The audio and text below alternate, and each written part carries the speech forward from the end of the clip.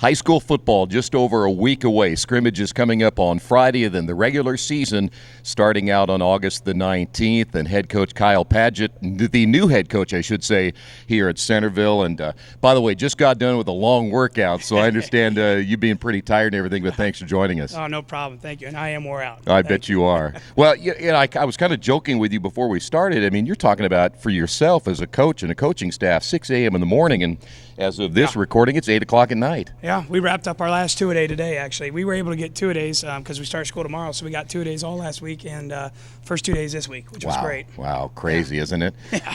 Transition-wise, we kind of talked about this a little bit ago off the air. How's everything gone? And I know it's got to be hectic just trying to put everything together and get the program going. It is. And, changing a culture, it's not going to happen overnight. Yeah. And I came in, I remember the first meeting, I walked in, and I told my first parent and player meeting, I said, if you guys commit to making 80% of the summer workouts, that I guarantee we'll win 5 games. Yeah. Well, as I told you, we went well above and exceeded that and had 97% attendance for our 32 summer workouts, Monday through Thursday, 6 to 8 a.m., and we were pushing it.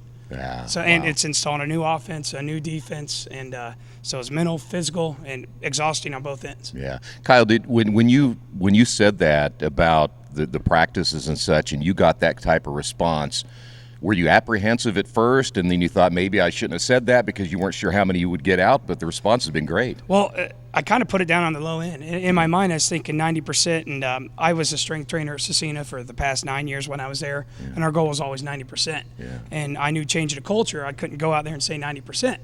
Lo and behold, little did I know, they said, the heck with that, we're going to go 97%. Wow. And of our 43 students, or players, 27 had perfect attendance. That's crazy. So, and that's student and parent buy-in. Wow, that's amazing. You're used to winning. Yes. I mean, there's no doubt about that. Cecina has had a long history of winning in all sports. Yeah. Talk a little bit about changing the culture and the attitude here, where last year was a tough year.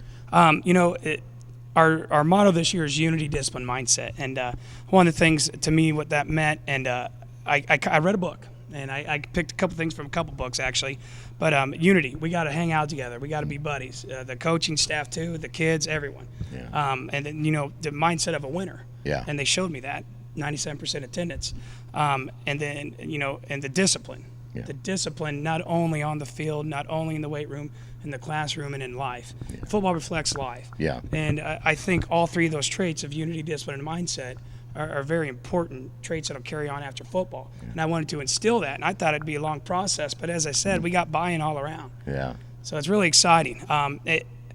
And when I thought about coming in and changing the culture, I thought I'd have to pump the brakes a few times, and these people want it. Yeah. They're ready. Yeah. All around the community, everybody. Well, they've had winning football at Centerville. There's no doubt about that in previous years, so they've had a taste of it. I think they really want it back pretty quickly, don't they? They do. Yeah. They're ready. Yeah. System-wise, what do you want to do? In high school football, before we get to that, I got to ask you, so many rules have changed in high school football as far as how many times you can hit per week and such. Has that hindered you at all? Or to be honest, I don't like the 2 days of thud or tackle that you can do, because I want our mindset to be that of a physical team. Yeah. It hinders that. If you want to be physically and mentally tough in the fourth quarter, I think you got to hit a lot. Yeah. Now, in the same sense, I understand they're going for injury prevention, and we're not that deep of a team, so in the end, it might help us out. Yeah. And the 40-second clock, I'm excited about. I'll tell you, I'm worried for the officials. I think it's going to really push them, and they got to be on their game, not to mention your chain crew and your ball boys. Yeah. That's the thing that I know on our sideline will be an issue. Yeah.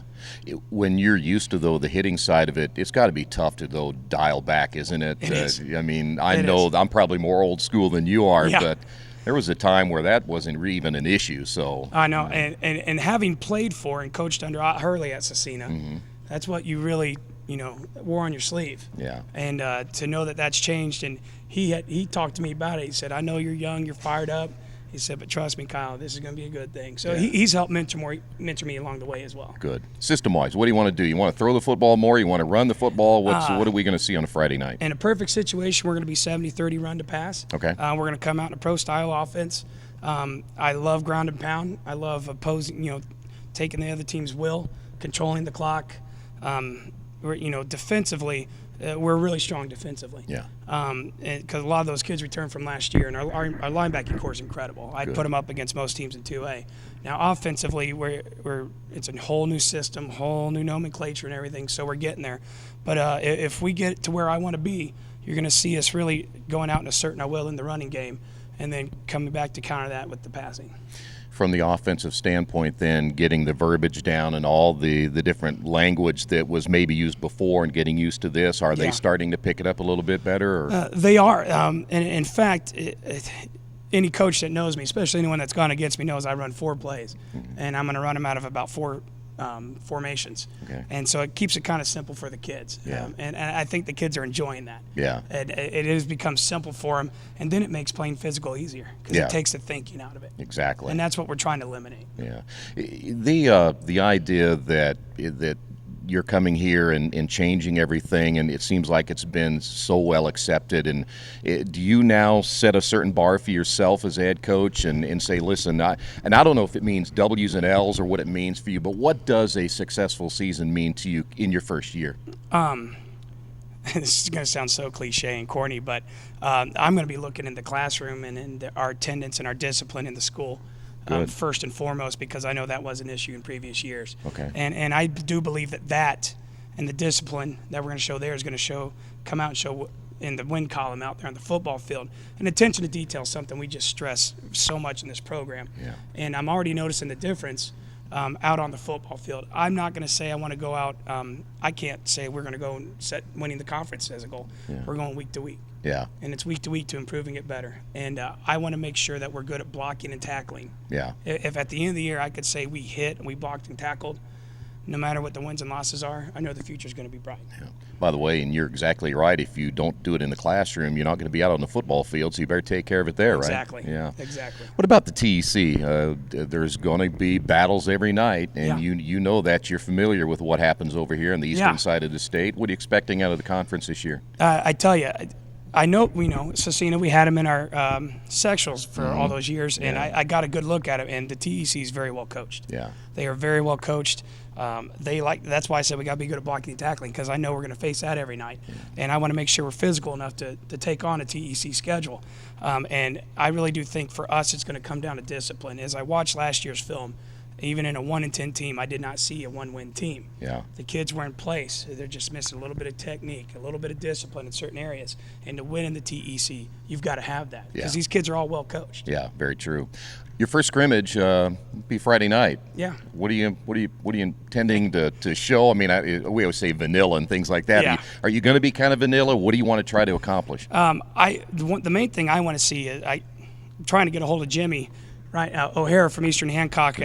All week, and I know he's just working and out there teaching, and he's an Eastside Catholic guy just like me. So I know we're not going to go out there and show our hands a lot. I want to know that we can play physical football against one of the best 2A schools in the state. Yeah.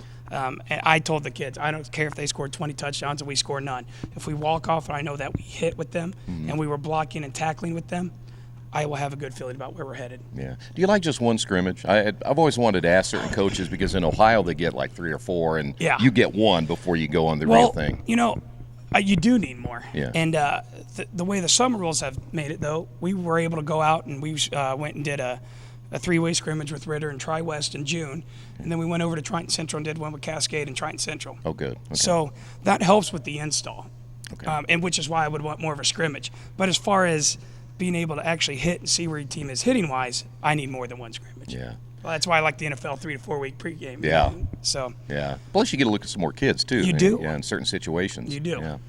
Before I let you go, opener next week. As you step out on the sidelines for the real thing, what kind of goes through your mind in that first few moments before kickoff? I've thought about this repeatedly, and all I could think about is the kids and how excited I am for these guys. To get to go out there and start anew and build their own legacy, and because they've earned it this summer. Yeah. And like I was telling you before, I don't think it has much to do with me as much as providing a blueprint. Is what they've worked for and earned, and I can't wait to see what they do this year. Yeah, I am too excited about it. I know you're excited as well. And can't wait to hit someone else. I know. We've been hitting each other too long. Yeah. You get tired of each other, don't you? Yeah. Well, the Bulldogs will open up a week from Friday again. They'll scrimmage this Friday. You go to Eastern Hancock, so I guess that's the one dilemma there. You got to go on the road. But if fans want to see you for the first time against a pretty good football team, that'll be on Friday night. And I hope to get a chance to talk to you all season long. And good luck to the entire season. I think you're going to have a lot of fun, too. So can't wait. And we'll keep you updated on the Bulldogs right here on Radio Troy Digital Sports.